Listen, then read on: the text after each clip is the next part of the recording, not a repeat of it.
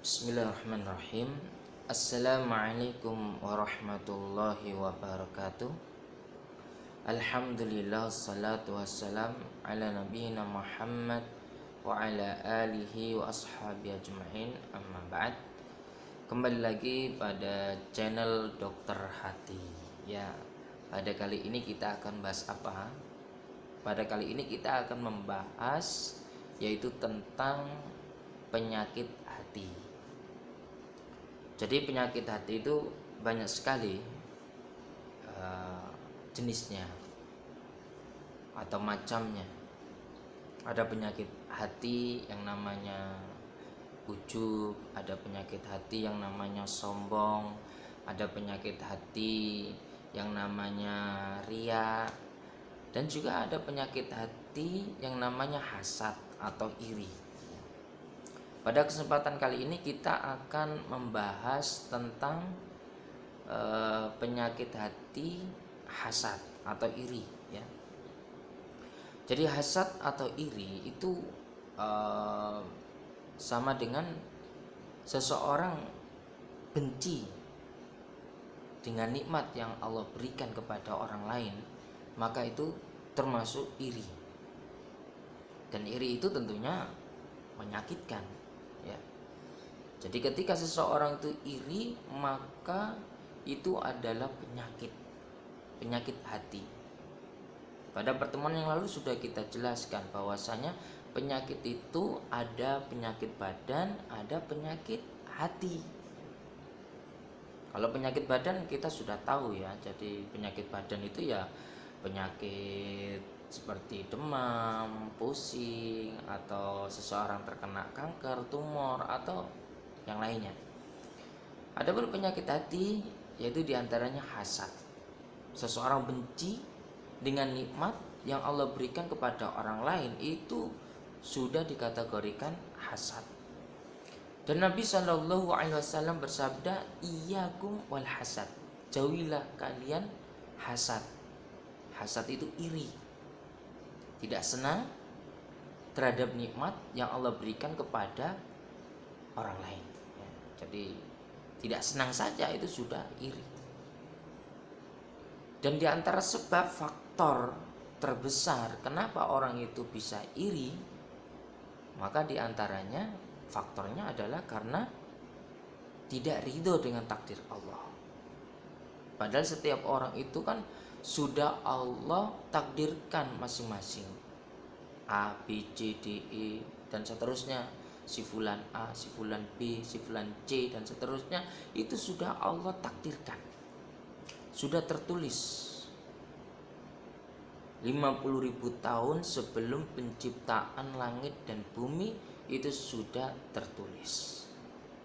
Maka pertanyaan, mengapa seseorang itu harus iri? Mengapa seseorang itu harus hasad? Padahal sudah tertulis tentang rezekinya. Maka itu jangan khawatir. Masalah rezeki jangan terlalu khawatir. Karena seseorang itu sudah maktub, rezekinya sudah tertulis. Maka hendaklah tenang hati ini, jangan gelisah tentang masalah rezeki. Tapi kalau orang itu nggak taat sama Allah, seseorang itu banyak bermaksiat, banyak melakukan dosa, maka gelisahlah. Risaulah ketika apa? Ketika hati ini melakukan dosa atau maksiat. Tapi kalau masalah rezeki, jangan khawatir. Sudah maktub, sudah tertulis. Meskipun demikian, seseorang tidak boleh kemudian dia tidur, kemudian dia santai-santai. Enggak.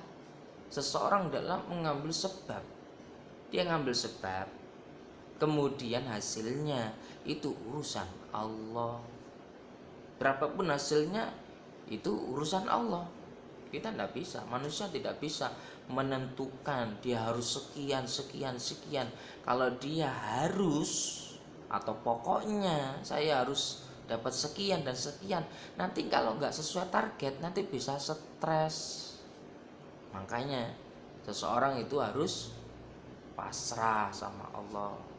Udah serahkan urusan sama Allah. Masalah rezeki, masalah jodoh, masalah apalagi kematian, ajal, itu sudah tertulis. Jadi jangan dirisaukan. Lalu pertanyaannya, ini kan penyakit ya. Dan kata Nabi SAW, likulli da'in dawa. Setiap penyakit ada obatnya. Lalu kira-kira obatnya apa? Kalau kita definisikan tentang hasad atau iri, yang mana hasad atau iri itu artinya dia benci dengan nikmat yang Allah berikan kepada orang lain. Berarti obatnya apa? Obatnya ya seseorang harus senang ketika orang lain dapat nikmat, maka dia senang, dia gembira. Dan orang mukmin itu seharusnya demikian. Orang dapat harta, alhamdulillah, senang, dia juga ikut senang. Dapat anak, melahirkan anak, senang, bahagia. Kemudian apa lagi? Bangun rumah, ya. Kemudian naik jabatannya, seharusnya senang. Ya. Ketika saudaranya senang, dia ikut senang. Jangan sampai kebalikan dari itu. Saudaranya senang, dia sedih. Saudaranya sedih, dia senang. Loh, ini ya. Hati-hati. Hati-hati yang namanya hasad. Kalau saudaranya senang, dia sedih. Kalau saudaranya sedih, dia senang. Jangan. Kalau saudaranya senang, dia ikut bahagia. Dia, saudaranya dapat, orang lain dapat harta, doakan. Doakan apa? Barakallah, gitu ya.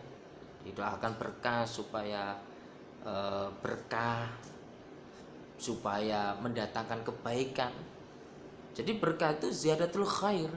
Berkah itu mendatangkan kebaikan. Orang kalau punya harta, maka doakan, barakallahu fi amwalikum. Mudah-mudahan Allah memberkahi hartamu, kan gitu. Karena belum tentu orang itu yang dapat harta banyak kemudian berkah, mendatangkan kebaikan, itu juga belum tentu.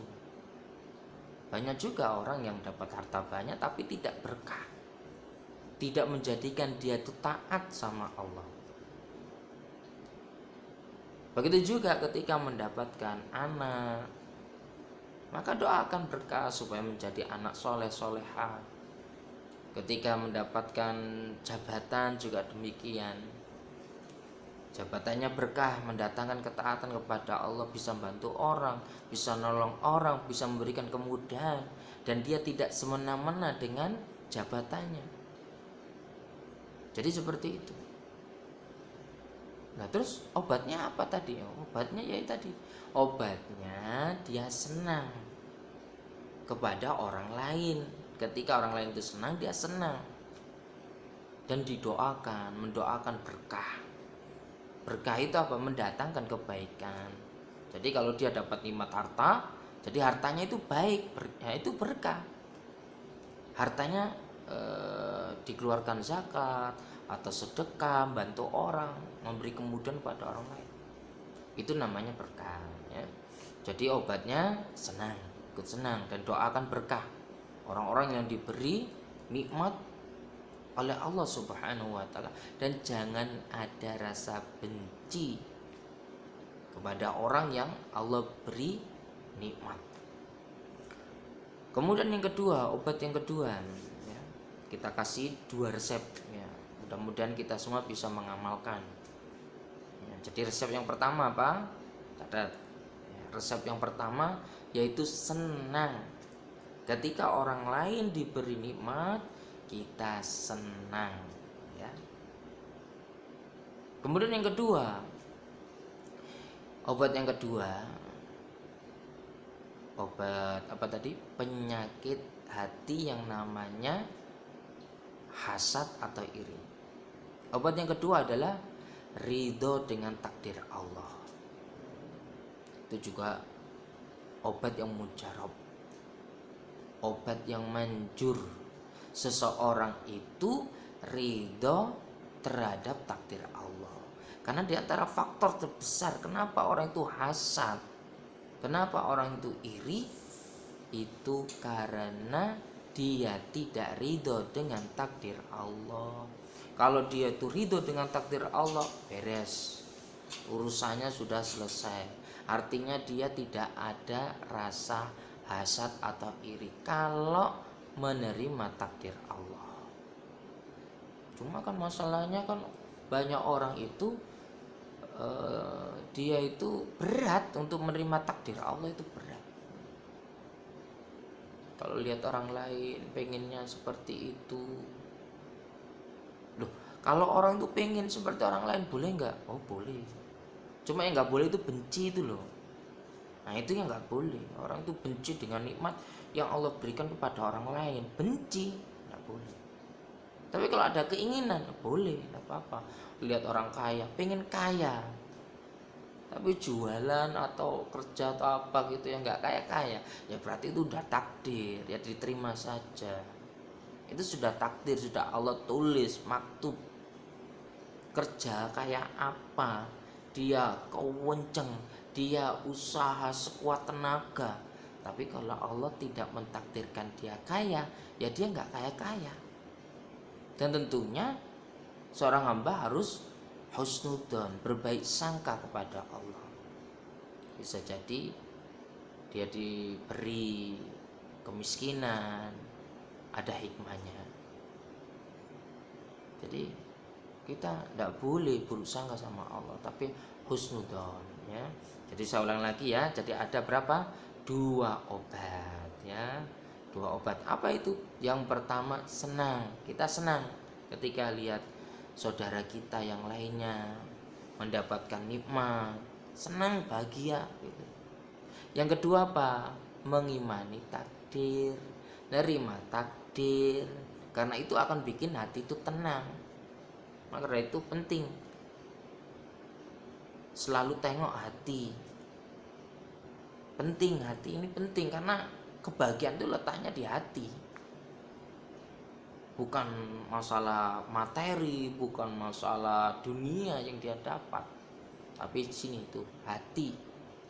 Maka dari itu kita akan bahas tentang seputar hati. Maka kita judul channel ini dengan Dokter Hati. Mudah-mudahan bermanfaat ya. Dan jangan lupa subscribe, kemudian share, dan mudah-mudahan channel ini bermanfaat dan bisa menyebar kemana-mana, yaitu kita fokus pada masalah hati. Sekali lagi jangan lupa subscribe dan sebarkan komentar, like, dan seterusnya. Mudah-mudahan bermanfaat. Wassalamualaikum warahmatullahi wabarakatuh. Wa akhiru da'wana anil hamdulillahirabbil alamin.